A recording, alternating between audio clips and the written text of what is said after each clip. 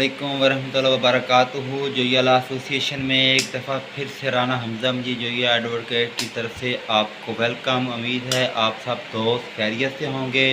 और जैसा कि हम मुस्लिम फैमिली लॉ आर्डिनेंस 1961 को स्टडी कर रहे थे, हमने उसके पहले 6 जो सेक्शन थे वो कंप्लीट कर लिए थे। आज हम सेक्शन 7 से स्टार्ट करेंगे। सेक्शन 7 है रिलेटेड टू तलाक। तलाक क्या होती है असल में? इसकी क्लास 1 कहती है any man who wishes to divorce his wife shall as soon as may be after the pronouncement of talaq in any form whatsoever give the chairman a notice in writing of his having done so and shall supply a copy thereof to the wife। किसी भी form में अगर शोहर अपनी wife को divorce देता है, ठीक है, चेयरमैन जो होगा मुतल्लिका यूनियन कौंसिल का, जहाँ पे वो रहाइश पजीर होंगे या जहाँ पे उनका निकाह रजिस्टर्ड हुआ होगा, वो उस चेयरमैन को उसकी इत्तला देगा, उसके इल्म में ये चीज़ लेके आएगा। क्लास 2 पर आते हैं। Whoever contravenes the provision of subsection 1, यानी जो subsection 1 ऊपर हमने बयान कर दिया, उसमें अगर कोई कंट्रावेंशन आ जाती है तो क्या किया जाएगा? shall be punished with simple imprisonment for a term which may extend to 1 year, 1 साल की सज़ा हो सकती है, with fine which may extend to 5,000 rupees or with both, उसमें 5,000 का जुर्माना और फ़ाइन भी हो सकता है। और लेकिन अब जो अमेंडमेंट मज़ीद हो चुकी है उसमें फ़ाइन 50,000 तक भी हो चुका है, 1 लाख तक भी हो चुका हुआ है। यानी अगर हस्बैंड चेयरमैन यूनियन कौंसिल के मामलात को फुलफ़िल नहीं करता, अपीयर नहीं होता, उसको बार बार चांसेस दिए जाते हैं, उसको नोटिस दिए जाते हैं, उसके बाद वो अपीयर नहीं होता, तो chairman has fully right because chairman is also a family court. उसके पास उसने आपको डिवोर्स का सर्टिफिकेट, जो आपने अदालत से डिग्री लेनी है खुला की, तो उसने आपको सर्टिफिकेट इशू करना है और उसने दोनों पार्टीज़ को बुलाना है। अगर दोनों पार्टीज़ आएंगी, आपस में उनका राज़ीनामा भी हो सकता है, 90 डेज़ का टाइम भी होगा। अगर राज़ीनामा नहीं होता देन जो चेयरमैन होता है वो आप दोनों को एक एक परफार्मा एक लेटर सेंड कर देता है, जिसमें आप लोगों की कानूनी तौर पे डिवोर्स हो जाती है। जबकि शरई तौर पे ये तलाक नहीं होती। बीवी अपने हस्बैंड के साथ किसी भी वक्त दोबारा रजू कर सकती है, दोबारा निकाह कर सकती है, लेकिन कानूनन ऐसा नहीं कर सकती। क्लास 3 क्या कहती है? So as provided sub section 5A तलाक unless revoked earlier expressly or otherwise shall not be effective until the expiration of 19 days from the day of which notice under subsection 1 is delivered to the chairman। 90 days के अंदर उसने अगर divorce दे दिया और chairman के इल्म में लेके आ गई है, then that is valid divorce. Otherwise अगर वो चेयरमैन के इल्म में लेके नहीं आई, जो हमने क्लास 1 सेक्शन 7 में पढ़ा था, फिर वो उसके जिम्मेदार नहीं है। क्लास 4 कहती है with in 30 day of the receipt of notice, 30 दिन के अंदर नोटिस भेजा जाएगा। सब सेक्शन 1 के तहत द चेयरमैन को shall constitute an arbitration council for the purpose of bringing about a reconciliation between the parties and the arbitration council shall take all step necessary to bring about such reconciliation. Subsection 4 कहती है कि 30 days का एक notice भेजा जाएगा। उस notice के तहत उन दोनों को चांस दिया जाएगा कि वो आपस में डिवोर्स को ख़त्म करके आपस में रिकॉन्सिलेशन कर लें, कि एक दूसरे के साथ दोबारा ज़िंदगी गुजार लें। क्योंकि डिवोर्स अदालत से तो हो गई, हस्बैंड ने भी दे दी, लेकिन जब तक आप कानूनी तौर पे यूनियन कौंसिल के चेयरमैन से, यूनियन कौंसिल से डिवोर्स का सर्टिफिकेट नहीं ले सकते, उस वक्त तक कानूनी तौर पे ना तो आप आगे शादी कर सकती कोई औरत है। अगर वो शादी करेगी that is not a valid marriage, उसके पास यूनियन कौंसिल का सर्टिफिकेट होना ज़रूरी है। और ऐसा हस्बैंड के पास भी है, अदरवाइज औरत हस्बैंड के ख़िलाफ़ भी केस कर सकती है। आगे सेक्शन 5 कहता है इसका सेक्शन 7 की clause 5 if the wife be pregnant, अगर औरत प्रेगनेंट है, एट द टाइम तलाक, जब उसके शोहर ने उसको तलाक दे दी, इज़ प्रोनाउंस यानी कि ऐलान कर दिया कि मैं तुम्हें तलाक देता हूँ, तलाक shall not effect until the period mention in sub section 3 the pregnancy which later ends, जब तक उस औरत को जो बेबी उसके पेट में पल रहा है उसकी पैदाइश नहीं हो जाती, उस वक्त तक उस तलाक की कोई अहमियत नहीं है। अगर हस्बैंड और बीवी आपस में रजू करना चाहें तो औरत प्रेग्नेंट हो तो उनकी तलाक नहीं कंसीडर की जाएगी, दैट इज़ इनवैलिड डिवोर्स। और अब वो आपस में बेबी के पैदाइश होने से पहले दोबारा आपस में रजू कर सकते हैं, उनके लिए उन्हें दोबारा कोई री मैरिज नहीं करनी पड़ेगी, दोबारा निकाह नहीं करना पड़ेगा। वो आपस में एक दूसरे के साथ as a husband wife relation रख सकते हैं। क्लास 6 कहती है nothing shall debar a wife whose marriage has been terminated by talaq effected under this section from remarrying the same husband without an intervening marriage with the third person unless such termination is for third time so effective. अगर कोई औरत अपने शौहर से divorce ले लेती है, उसके बाद वो दोबारा अपने उसी खावन से शादी करना चाहती है, उसका क्या कानूनी क्या तरीक़ेकार है? कानूनी तरीक़ेकार है कि वो किसी तीसरे बंदे से शादी करे और उससे फिर वो तलाक ले। लेकिन जो शरई तरीक़ेकार ये है कि औरत किसी और बंदे से शादी करे और उसके साथ हंसी खुशी रहे। अगर वो इस नीयत से कर रही है कि मैंने इससे भी तलाक लेके वापस अपने हस्बैंड के साथ ही आना है, दैट इज़ गिल्टी। वो गैर कानूनी तो शायद ना कर रही हो, लेकिन वो गैर इस्लामी और गैर शरई कर रही होगी। ये बात बड़ी क्लियर कट बात है। अगर औरत हस्बैंड से डिवोर्स लेके कहीं और शादी करके वापस उससे तलाक ले लेती है तो वो शादी कर सकती है अपने पहले हस्बैंड से, पहले खामद के साथ। लेकिन अगर वो ये जानबूझ के करती है तो फिर वो गुनाह कबीरा कर रही है। हाँ, अगर उसकी अपने सेकंड दूसरे शौहर के साथ लड़ाई झगड़ा है, कोई अनबन है, उनका आपस में मामला अच्छे नहीं चल रहे, शौहर अपने मर्जी से उसे डिवोर्स दे, तो फिर वो अपने पहले हस्बैंड से बाकायदा तौर पे दोबारा निकाह कर सकती है, जो कि इस्लामी और कानूनी तौर पर तो शायद नहीं, इस्लामी तौर पे, शरीयत के तौर पे दैट इज़ वैलिड, और वो ऐसा कर सकती है। देखिए हमारा सेक्शन 7 कंप्लीट हो चुका है।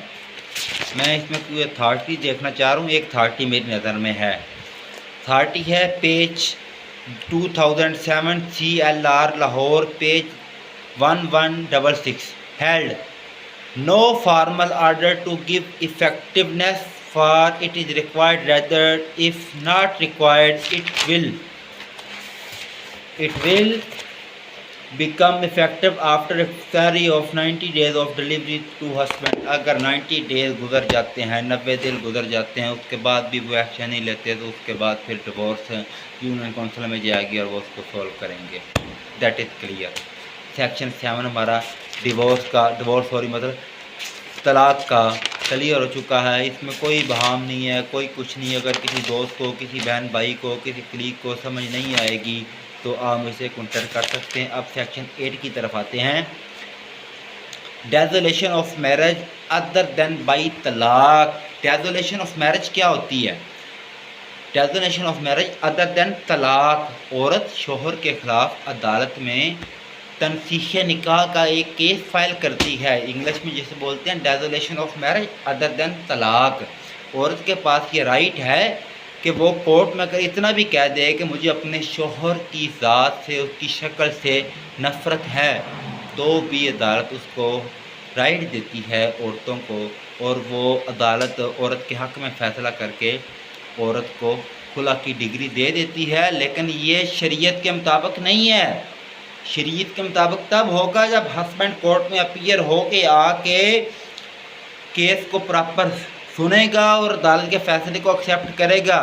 इन दैट केस हस्बैंड अगर इस चीज़ को एक्सेप्ट नहीं करता तो गैर शरई है, लेकिन कानूनी तौर पे डिवोर्स ज़रूर हो जाएगी, लेकिन अगर औरत कल को शादी करती है वो गैर शरीया, वो ज़ना कर रही है।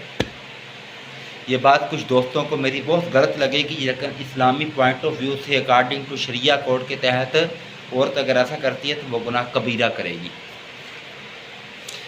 आगे आते हैं सेक्शन 9 पर। सेक्शन 9 है मेंटेनेंस, अखराजात। इसको पढ़ने की ज़रूरत नहीं है। अगर हस्बैंड ने औरत को डिवोर्स दे दी है तो उसके अंदर से जितने औलाद उसकी होगी, चाहे फॉर एग्ज़ाम्पल 4 बेटे हैं 2 बेटी हैं, वो उनका हर महीने का कम से कम एक बच्चे का 5,000 का खर्चा अदा करेगा।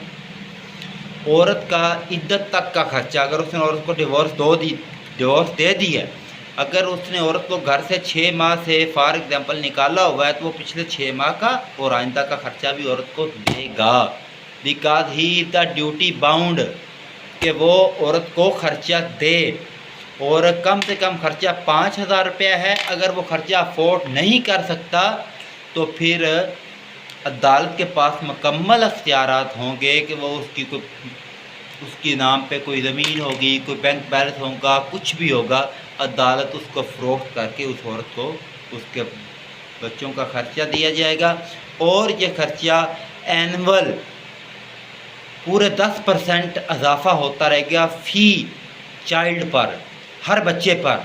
फॉर एग्ज़ाम्पल अगर 6 बच्चे हैं तो 60% इजाफा होगा 6 बच्चों के ऊपर। और जो वाइफ का जितने सालों का या जितने महीनों का खर्चा होगा वो छोड़ देने का पाबंद होगा। पंजाब अमेंडमेंट भी सेम कहती है। आगे आ गया जी सेक्शन 10। सेक्शन 10 बहुत आसान है। डोवर। डोवर क्या होता है? डोवर की 2 अक़साम हैं, हक़ महर मुअज्जल और गैर मुअज्जल। There are no detail about the mode of payment of dower are specified in निकाहनामा। जहाँ पे निकाहनामा के अंदर डोवर की रकम, हक महर की रकम मेंशन नहीं की गई होगी। आर द मैरिज कॉन्ट्रैक्ट, क्योंकि शादी एक कॉन्ट्रैक्ट होती है, इस कॉन्ट्रैक्ट के तहत the entire amount of the dower shall be presumed to payable on demand. तो फिर औरत जितनी डिमांड करना चाहे वो कर सकती है।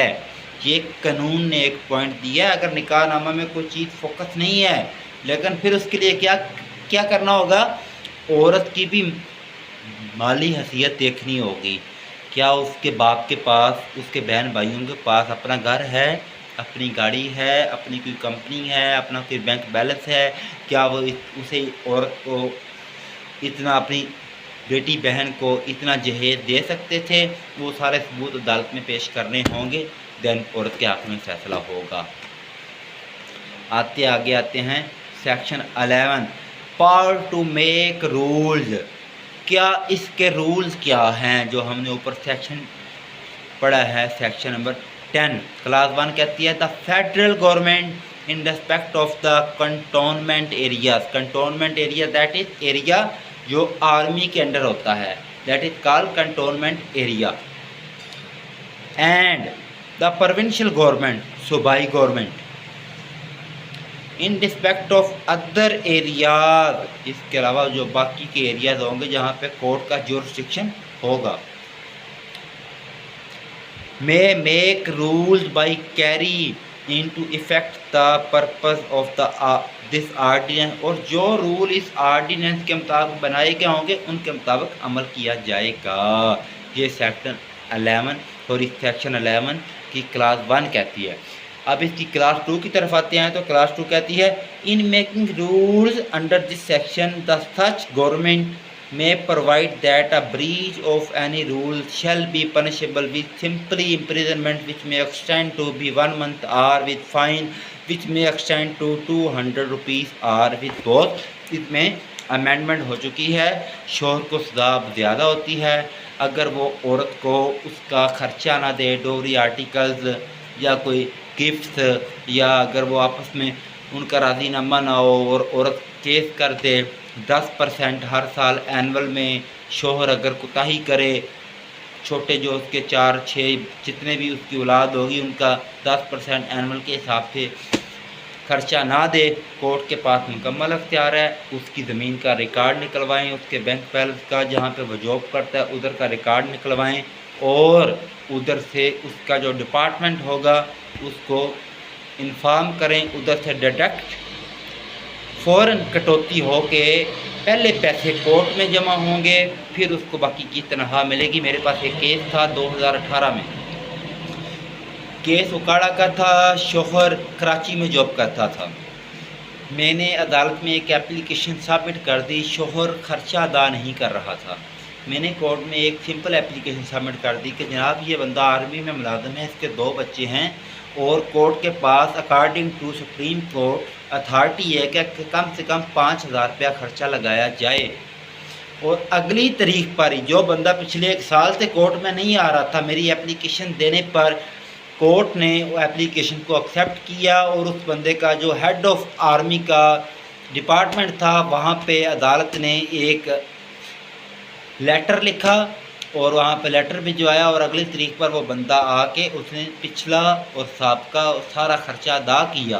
उसे पता था अगर वो खर्चा अदा ना करता उसकी तनख्वाह रुक जानी थी, उसका जॉब का इशू हो जाना था। देखिए ये तक हमारा हो गया सेक्शन 11।